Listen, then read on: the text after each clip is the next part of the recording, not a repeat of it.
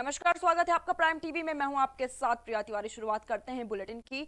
उत्तर प्रदेश में 18 मई की सुबह से रुक रुक कर हो रही बारिश लोगों के लिए मुसीबत का सबब बन गई है। आलम यह है कि आजमगढ़ में कई जगह जलभराव हो गया है। आजमगढ़ के वाराणसी रोड पर स्थित बिद्रा बाजार में यूनियन बैंक से लेकर बैंक ऑफ बड़ौदा तक रोड पर बारिश का पानी जमा होने से राहगीरों को भारी कठिनाइयों का सामना करना पड़ रहा है।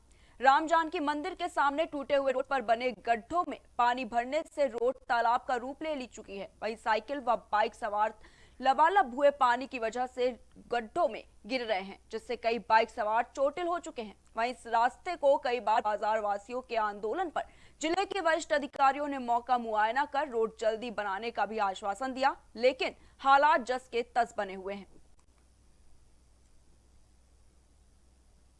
वहीं ब्लैक फंगस ने अलीगढ़ में दस्तक दे दिया है। दीनदयाल संयुक्त चिकित्सालय व एक निजी अस्पताल में ब्लैक फंगस के 2 संदिग्ध मरीज मिले हैं। कोरोना महामारी के बीच ब्लैक फंगस की दस्तक से स्वास्थ्य विभाग में हड़कंप मच गया है। पंडित दीनदयाल चिकित्सालय में भर्ती 40 वर्षीय व्यक्ति में ब्लैक फंगस के लक्षण मिले।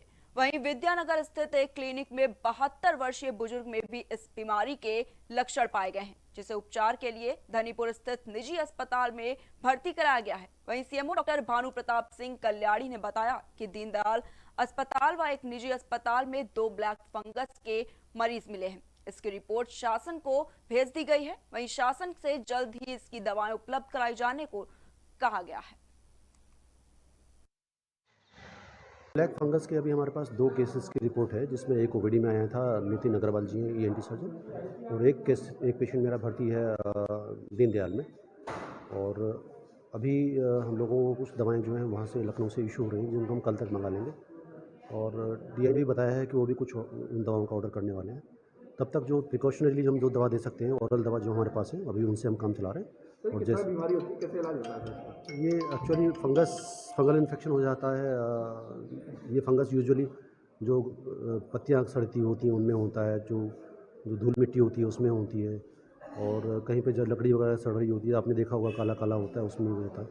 तो ये फंगस होता है जो कई बार जो है, चूँकि हवा में इसके स्पोर्स होते हैं और सांस के रास्ते अंदर चले जाते हैं, तो फिर वो नाक से जो हमारे मैनपुरी में दबंगों की दबंगई का एक मामला सामने आया है, जहां ज्ञात हमलावरों ने अपने साथियों के साथ मिलकर एक युवक के ऊपर जानलेवा हमला किया। हमलावरों के इस मारपीट में युवक गंभीर रूप से घायल हो गया। दबंग हमलावरों ने पीड़ित की पिटाई करने के साथ उसे जान से मारने की धमकी भी दी है। मारपीट के बाद दबंग और उसके साथी मौके से फरार हो गए। वहीं दूसरी ओर मामले की सूचना मिलते ही पुलिस की टीम मौके पर पहुंच गई। ये मामला बेवर थाना क्षेत्र का है।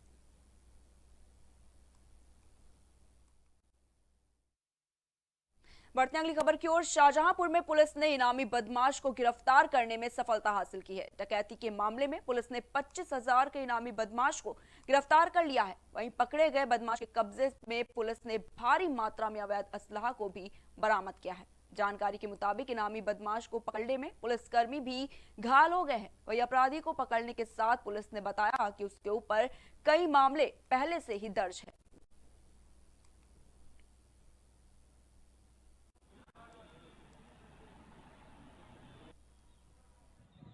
अपराधियों के विरुद्ध जनपद शाहजहांपुर में चलाए जा रहे अभियान के तहत थाना खुटार को कल देर रात एक महत्वपूर्ण सफलता प्राप्त हुई है। एक वाहन से कुछ मवेशी चुराकर कुछ बदमाश ले जा रहे थे। जब गश्त पर सिपाहियों द्वारा उनको इंटरसेप्ट किया गया तो वाहन और वो मवेशी वहां छोड़कर वो फरार हो गए थे। और विवेचना के दौरान इसमें यह तथ्य प्रकाश में आया कि इसका मुख्य अभियुक्त सईद बंजारा है।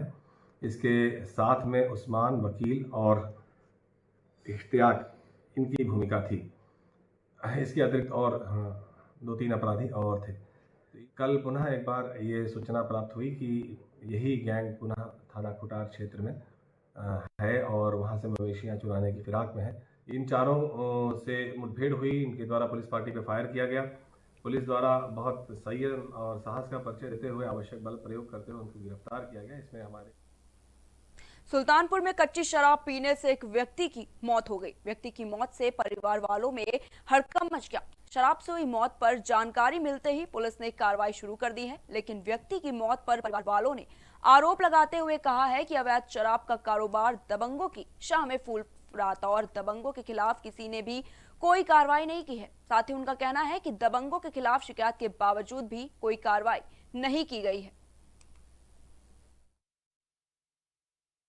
आज सुबह थाना बंधुआ कला के गांव बाबा का सागरा में अंजू देवी पुत्री दयाराम उम्र लगभग 32 वर्ष के घर के बाहर सुरेश कश्यप पुत्र राम कुमार कश्यप उम्र लगभग 45 वर्ष निवासी उघड़पुर थाना धमौर जनपद सुल्तानपुर का शव बरामद हुआ है।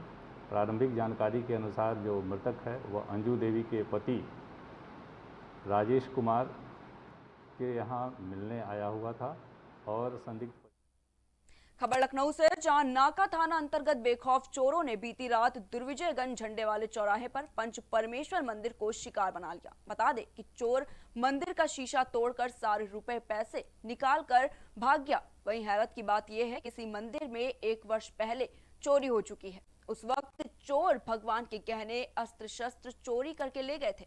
फिलहाल पुलिस मौके पर पहुंचकर चौराहे पर लगे सीसीटीवी कैमरे की जांच पड़ताल करते हुए आगे की कार्रवाई शुरू कर दी है।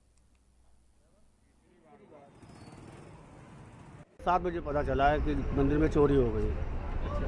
क्या इसमें सब कैश गया है। क्या इससे पहले भी क्या इससे पहले चोरी हुई थी तो सब सोने का सामान गया था, करीब 40-50 हज़ार रुपये का सामान गया था। इंस्पेक्टर दुबे जी थे, उन्होंने वर्क किया था, कहा था कि जो है 2 मुलजिम पकड़ लिए गए हैं, आर्या नगर के थे। क्या लगता है जिसको पैसे की ज़रूरत होगी वही तोड़ के ले गया होगा, कोई चोरी होगा। इससे पहले जो है 2 बार चोरी और हो चुकी है। मगर हम चाहते हैं यहाँ एक चौराहे पे एक ड्यूटी ज़रूर हो।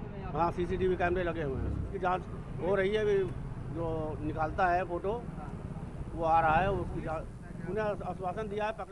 वहीं ताजनगरी आगरा में कोरोना ने शहर में तांडव मचाने के बाद अब देहातों का रुख कर लिया है। ग्राम बमरौली कटारा में बीते दिनों कोरोना से कई मौत हो चुकी है। वहीं जब हमारी संवाददाता ममता भरद्वाज ने गांव में पहुंचकर हालात की पड़ताल की तो ग्रामवासियों ने बताया कि इस गांव में करीब 15 से 20 ग्रामीणों की कोरोना संक्रमण के चलते मौत हो चुकी है, जिस कारण ग्रामीणों में डर का माहौल बना हुआ है। वहीं प्रशासन और स्वास्थ्य विभाग की बात करें तो स्वास्थ्य विभाग के सामुदायिक स्वास्थ्य केंद्र पर ताले जड़े हुए हैं। ग्रामीणों ने बताया कि पूर्व प्रधान द्वारा इस गांव में पिछले साल कोरोना काल में गांव को सैनिटाइज किया गया था। तब से अब तक ना तो प्रधान ने और ना ही प्रशासन ने गांव की तरफ कोई सुध ली है।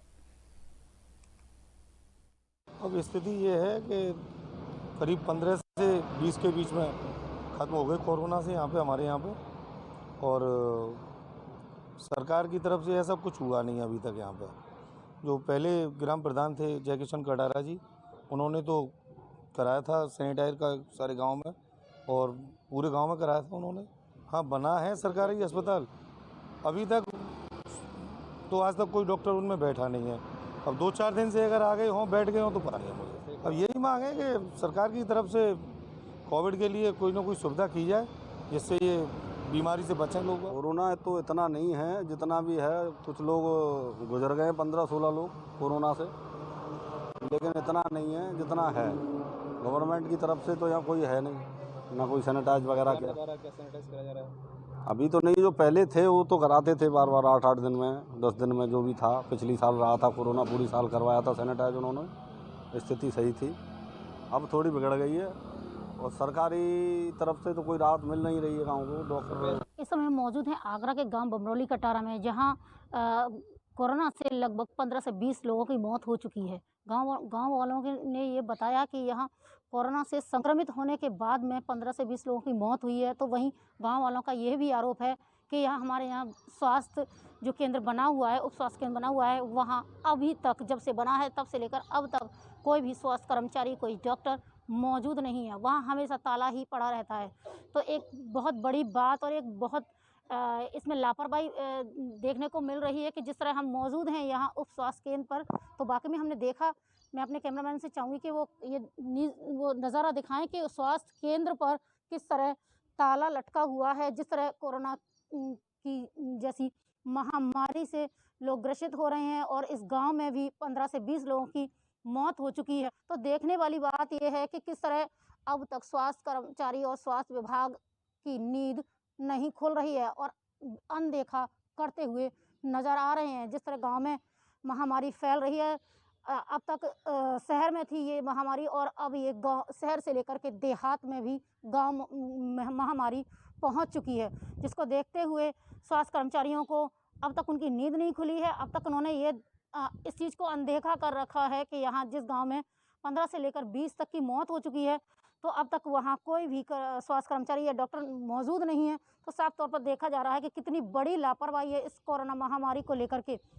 इससे पहले जिस तरह की लोग कोरोना से मौत हुई है, इसके बाद भी अब तक आज की डेट तक की आज की तारीख में भी कोई भी स्वास्थ्य कर्मचारी नहीं यहाँ मौजूद है।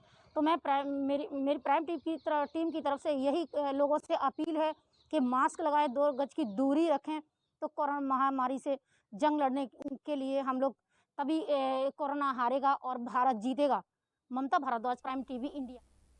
अलीगढ़ में पिछले 2 दिनों से लगातार बूंदाबांदी और 24 घंटे से हो रही तेज बारिश के कारण थाना गांधी पार्क इलाके के अचलताल स्थित प्राचीन अचलेश्वर मंदिर का एक बड़ा हिस्सा ढह गया, जिसमें मंदिर प्रांगण के कई देवी देवताओं की मूर्तियां भी साथ में ढह गई। इतना ही नहीं, मंदिर की बाउंड्री वॉल से सटी हुई विश्व हिंदू परिषद कार्यालय का चबूतरा और छज्जा भी इस हादसे में टूट गया। वहीं सूचना मिलने के बाद मौके पर विश्व हिंदू परिषद के पदाधिकारी और कार्यकर्ता पहुंच गए, जिन्होंने हंगामा करते हुए धरना प्रदर्शन शुरू कर दिया। वहीं कुछ ही देर बाद मौके पर बीजेपी के पूर्व मेयर शंकुतला भारती और कोल विधायक अनिल पाराशर समेत तमाम हिंदूवादी एकत्रित होकर सभी का आरोप है कि अचल ताल में स्मार्ट सिटी के तहत खुदाई का कार्य जारी है और इसी के दौरान मंदिर के पास भी गहरी खुदाई की गई है, लेकिन मंदिर की सुरक्षा को दृष्टिगत रखते हुए कोई भी बाउंड्री वॉल नहीं कराई गई, जिसका परिणाम इस बारिश में देखने को मिला है। आरोप ये भी है कि घंटों बीत जाने के बाद भी नगर निगम या प्रशासनिक अधिकारी मौके पर नहीं पहुंचे हैं। वहीं इजराइल और फिलिस्तीन के बीच काफी तनातनी बढ़ी जाती है। आपको बता दें कि इसी बीच फिलिस्तीन के समर्थन में कई लोग सोशल मीडिया पर पोस्ट कर रहे हैं। इस तरह से आजमगढ़ में भी एक युवक ने फिलिस्तीन के समर्थन में सोशल मीडिया पर पोस्ट किया और अपनी गाड़ी पर फिलिस्तीन का झंडा भी लहराने की अपील की।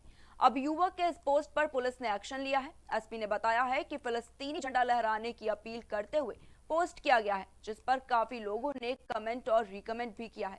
सर्विलांस सेल की मदद से जांच पड़ताल के बाद अभियुक्त को हिरासत में ले लिया गया है और अभियुक्त से पुलिस की पूछताछ अभी भी जारी है।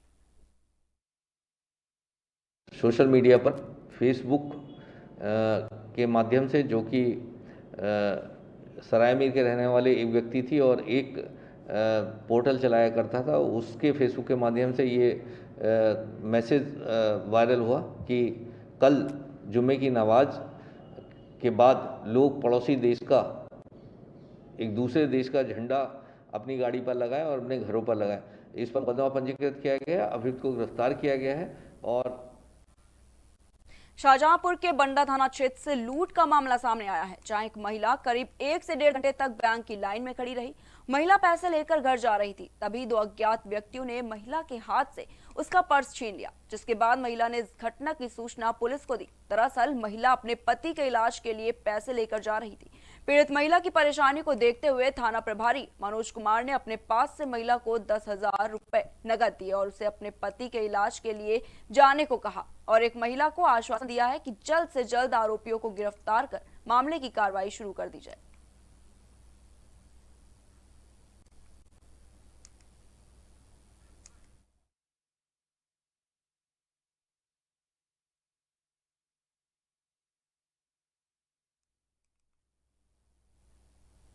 वहीं देश में एक तरफ कोरोना से हाहाकार मचा हुआ है, जिसके चलते लाखों लोग अपनी जान गंवा चुके हैं। वहीं इलाज के दौरान जहां लापरवाही की तस्वीरें सामने आती रही हैं, तो वहीं मरने के बाद भी लोगों को अंतिम संस्कार नसीब नहीं हो पा रहा है, जिसका जीता जागता उदाहरण प्रयागराज यानी संगम नगरी का तट है, जहां रेत के नीचे लाशों का अंबार दबा हुआ है और बाहर आती लाशों को कुत्ते नोच रहे हैं। वहीं अब बारिश के चलते रेत के नीचे दबे शव बाहर आने लगे हैं।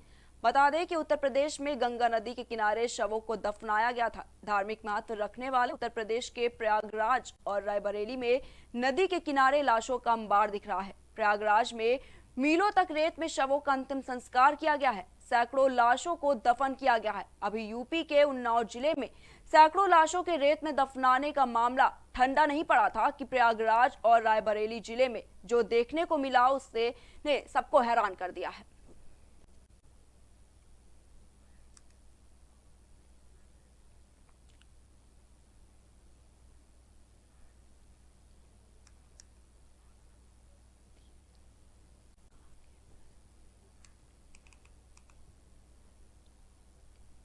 तो इसी खबर पर हमारे साथ विधायक धीरेन्द्र जी जुड़ चुके हैं। तो धीरेन्द्र जी, क्या कुछ कहना है, जिस तरीके से लगातार जो लाशें देखने को मिल रही हैं, इस पर क्या कुछ कहना है आपका? ये संक्रामक बीमारी है जिसको महामारी पूरे देश में आई है, और जो भी लाशें दफनाई गई हैं नदी के किनारे, गंगा जी के किनारे, पहले भी लोग लाशें दफना देते थे जिनके परिजन नहीं होते थे या शादीशुदा नहीं होता था। अब चूंकि महामारी के प्रकोप के कारण लोगों में डर भय रहा होगा, इस नाते ज्यादा गहराई में न गाड़ करके उनको गाड़ देने का काम लोगों ने, गाँव के लोगों ने किया है। तो जरूरी नहीं कि कोविड से ही इनकी मृत्यु हुई हो, मेरा अपना मानना है। और आज हवा चलने से या पानी गिरने से वो लाशें दिखाई पड़ रही हैं, लेकिन मैं समझता हूँ कि इसको बहुत पैनिक करने की आवश्यकता नहीं है, सकारात्मक खबरें दिखाने की आवश्यकता है, जो मेरा अपना मानना है। हमारे प्रदेश के मुख्यमंत्री भी लगातार जिलों का दौरा कर रहे हैं कोविड पॉजिटिव हो जाने के बावजूद भी, और आम जनमानस से मैं यही कहना चाहूँगा कि इसमें बहुत घबराने की आवश्यकता नहीं है। हम हर हालत में इस पे विजय प्राप्त करेंगे। जी, लेकिन धीरेन्द्र जी, जो शव जिस मात्रा में दिखाई दे रहे हैं, भारी जो रेत है पूरा उसमें शव ही शव है, तो क्या लगता है इसको देखकर लोगों के अंदर अभी भी सकारात्मक विचार आएंगे? नहीं, विचार नहीं, लेकिन सकारात्मक विचार रखने की आवश्यकता है, क्योंकि पैनिक करने से लोगों में घबराहट हो रही है और गांव में लोग घबरा रहे हैं। टेस्टिंग भी लोग नहीं कराते हैं, बुखार आया और खत्म हो गए, ऐसी वैज्ञानिकता में लोगों ने लाशें भी होंगी। जरूरी नहीं कि कोविड की ही लाशें रही हों, मेरा अपना मानना है। बिल्कुल, लेकिन एक तरफ जिस तरीके से ये कहा जा रहा है कि जो आंकड़े हैं, कोरोना से जो मौत के आंकड़े वो कहीं ना कहीं कम होते जा रहे हैं, लेकिन दूसरी तरफ जो तस्वीरें सामने आ रही हैं वो कुछ और ही बयां कर रही हैं। तो क्या कुछ कहना है आपका? क्या जो सरकार के दावे हैं कहीं ना कहीं झूठे साबित हो रहे हैं? नहीं, सरकार के दावे झूठे साबित मैं नहीं कहूँगा, लेकिन इसमें सभी लोगों के सहयोग की आवश्यकता है। समाज में सकारात्मक भाव लोगों में पैदा हो, और इससे लड़ाई से लोगों ने घर में भी क्वारंटीन होकर के विजय प्राप्त की है। तो मैं तो यही कहना चाहूँगा कि सब जो भी लाशों के वीडियो फुटेज देखे हैं, मैंने भी देखे हैं, लोगों ने अज्ञानता में, जो कोविड में लाश को कोई छू नहीं रहा था या न रहा होगा कोविड, तब भी लोग खत्म हुए तो उनको सोचा होगा लोगों ने कोविड हो गया होगा, इस नाते उन्होंने गाड़ा होगा उसको। इसको मैं समझता हूँ कि सरकार की फेल्योर नहीं है। सरकार लगातार काम कर रही है आम जनमानस के लिए, और हम लोग भी लगातार काम कर रहे हैं जनता के बीच। बिल्कुल, लेकिन जिस तरीके से एक तरफ जो लोग हैं, कोरोना इतना ज्यादा बढ़ता जा रहा है, जो मामले आ रहे हैं वो भी कहीं ना कहीं लोगों को पैनिक करते जा रहे हैं, वहीं दूसरी तरफ इस तरीके की जो तस्वीरें आ रही हैं सामने लगातार, तो उसको देखते हुए क्या लगता है आपको कि जो लोग हैं वो अभी भी जो सकारात्मक विचार की आप लगातार बात कर रहे हैं कि लोगों को पैनिक होने की जरूरत नहीं है, उनको जो निगेटिवनेस आ रही है लोगों के अंदर वो नहीं होना चाहिए, तो क्या लगता है अभी भी लोग इसी तरीके से सकारात्मक विचार अपने अंदर ला सकते हैं? सकारात्मक विचार का मतलब ये है कि हमारी सरकार अब गांव-गांव में भी टेस्टिंग करा रही है, और देख रहे हैं कि संक्रमण की दर कम हुई है, लॉकडाउन का भी उसका असर पड़ा है। तो सबको मिल करके इसकी लड़ाई को लड़ना है। इस नाते मेरा विचार यही है कि इसको बहुत ही नकारात्मक भाव न लेकर के, और अज्ञानता में लोगों ने लाशों को वहां पर गाड़ा होगा, जिनको लगा होगा कोविड हो गया होगा, बुखार में भी लोग समझ रहे थे गांव में कोविड हो गया, तो ऐसे ही घटनाओं को बहुत ज्यादा मैं समझता हूँ तूल देने की आवश्यकता नहीं है, मेरे विचार।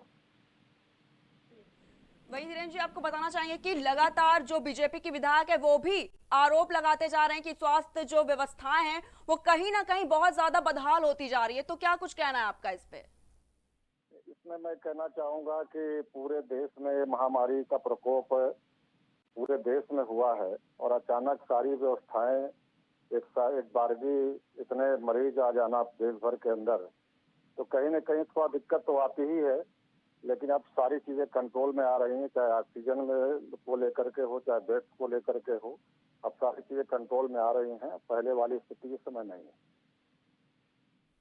बहुत बहुत धन्यवाद आपका हमारे साथ जुड़ने के लिए, धन्यवाद। तो इसी खबर पर अब हमारे साथ हमारे संवाददाता ओम शंकर जी जुड़ चुके हैं। तो ओम शंकर जी, क्या लगता है जिस तरीके से जो इतनी भारी संख्या में जो शव दिखाई दे रहे हैं लगातार, क्या कुछ कहना है आपका इस पे?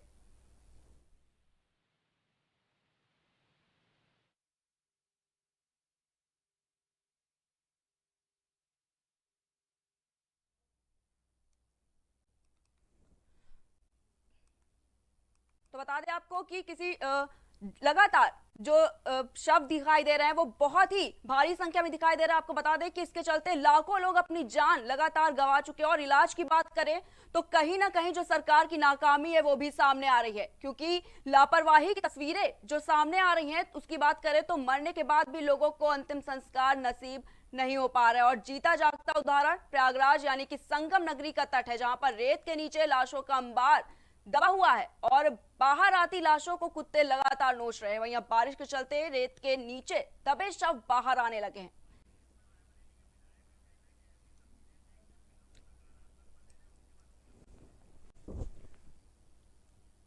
वहीं इसी पर आपको बता दें कि विधायक धीरेन्द्र का यह कहना था कि ये जो तस्वीरें सामने आ रही हैं लगातार, वो कहीं ना कहीं उसको देखकर लोगों को पैनिक होने की जरूरत नहीं है और इस पर अभी भी लोगों को अपने अंदर सकारात्मक विचार लाने की आवश्यकता है। तो इसी खबर पर हमारे साथ हमारे संवाददाता जुड़ चुके हैं ओम शंकर जी। तो ओम शंकर, क्या कुछ कहना है आपका, जिस तरीके से जो भारी संख्या में शव लगातार दिखाई दे रहे हैं, क्या कुछ कहना है आपसे? देखिए, जिला प्रशासन लगातार मौतों का आंकड़ा छुपा रहा है, जबकि हकीकत कुछ और है। रेत के नीचे जो है वो सैकड़ों की संख्या में 100 दफन किए गए हैं, चाहे वो गोकला घाट हो, चाहे गेगासो घाट हो, चाहे डलमऊ घाट हो। इसके अलावा भी आपको बता दें कि कब इसमें कब्रिस्तान है और जो लोग आर्थिक अभाव के कारण गांव में ही या बागों में ही 100 को जला देते हैं या दफना देते हैं, उनकी संख्या अलग है। लेकिन जिला प्रशासन लगातार झूठ पर झूठ बोला जा रहा है, जिसकी कोई सीमा नहीं है। लेकिन कहीं ना कहीं जिस तरीके से लगातार जो कोविड के केसेस की अगर बात करें तो वो बढ़ते जा रहे हैं और लोग जो संक्रमण का खतरा है वो भी लोगों में ज्यादा बना हुआ है, तो क्या लगता है जो ये तस्वीरें अब सामने आ रही हैं, तो जो संक्रमण का खतरा है अगर उसकी बात करें तो क्या लगता है कहीं ना कहीं अब वो भी बढ़ गया है? संक्रमण इस कदर शहरों से निकल के गांवों की तरफ पहुंच चुका है। शायद ही रायबरेली जिले का कोई ऐसा गांव हो या शहर का कोई मोहल्ला हो जहां पर 2, 4, 5 लोगों की मौत ना हुई हो कि और सबके लक्षण एक जैसे थे, तेज बुखार, खांसी, ऑक्सीजन में कमी। लेकिन जो है जिला प्रशासन 2 मौतें, 4 मौतें, 3 मौतें, इसी तरह का डाटा रोज पेश कर रहा है। जी ओम शंकर जी, जिस तरीके से आप वहां पर पहुंचकर वहां की ग्राउंड रिपोर्टिंग की तो क्या दिखा आपको, किस तरीके का जो मंजर सामने आया है वो क्या कुछ था? मंजर इतना भयावह मंजर था कि कम से कम 1 से 1.5 किलोमीटर का जो भी एरिया है वो पूरी तरह से लाशों से पटा हुआ है। बहुत बहुत धन्यवाद आपका हमारे साथ जुड़ने के लिए। तो प्रयागराज से खबर बता रहे थे, जहां पर आपको बता दें कि रेत के नीचे लाशों का अंबार दबा हुआ है और बाहर आती लाशों को कुत्ते नोच रहे हैं। वहीं अब बारिश के चलते रेत के नीचे दबे शव बाहर आने लगे हैं। आपको बता दें कि उत्तर प्रदेश में गंगा नदी के किनारे शवों को दफनाया गया था और धार्मिक महत्व रखने वाले उत्तर प्रदेश के प्रयागराज और रायबरेली में नदी के किनारे लाशों का अंबार दिख रहा है। फिलहाल के लिए इतना ही। देश की तमाम बड़ी खबरों को देखने के लिए देखते रहिए प्राइम टीवी।